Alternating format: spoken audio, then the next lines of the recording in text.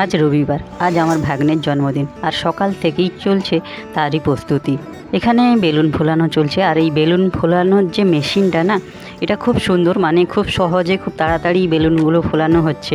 আর এত বেলুন কিন্তু পুরোটাই গেট সাজানোর কাজেই লাগবে। এই যে পুরোটা গেটের জন্য এখানে প্রস্তুতি চলছে আর এই দাদাদের হাতে এত স্পিড না, এত তাড়াতাড়ি কাজগুলো করছে। তো এই যে গেটটা সাজানোর পর কেমন লাগছে জানাবে। তো খুবই সুন্দর সাজিয়েছে আর ভেতরটা আমি দেখাবো। ভেতরে যদিও খুব একটা বেশি বেলুন দেওয়া হয়নি, কারণ অনুষ্ঠানটা তো এখানে হবে না, মানে কেক কাটা বলো বা খাওয়া দাওয়া, ওটা অন্য একটা হলে হবে। তো আমি ওটাও দেখাবো, কারণ দিদিদের বাড়ির সামনের জায়গাটা একটু শর্ট, তারপরে এমনি বৃষ্টির দিন, তার জন্য একটা হলের ব্যবস্থা হয়েছে। আর এটা ভাগনার 10 বছরের জন্মদিন। তো সত্যি সময়গুলো কিভাবে চলে যায় সেদিনকেই মনে হলো। তো যাই হোক, তো এখানে এই যে হলে এখানে ডেকোরেশনের কাজ চলছে আর এখানে এই যে রান্নাবান্নার প্রস্তুতি একদম জোর কদমেই চলছে। আর যার জন্মদিন সে কফি খাওয়ার জন্য দাঁড়িয়ে আছে, তো আমার ভাগনা। আর এখানে এই যে এই জায়গাটায় কেক কাটা হবে, তারই এখানে সাজানো হয়েছে, ডেকোরেশন করা হয়েছে। আর এখানে বার্থডে বয় একদম কফি নিয়েই বসে গেছে সোফাতে। তো আজকে তো এরই দিন। আর আমাদের সকালের জলখাবার ছিল লুচি, আলুর দম আর বোঁদে।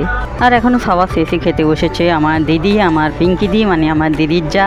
আর এরা আজকে সারাদিন খুবই ব্যস্ত, কারণ কাজ করাতে এবং সাজগোজ করাতে দুদিকেই ব্যস্ত। তো এটা ছিল সকালবেলার ভিডিও। তো দুপুরের ভিডিওটা খুব তাড়াতাড়ি দেওয়ার চেষ্টা করছি। তো সবাই ভালো থাকবেন।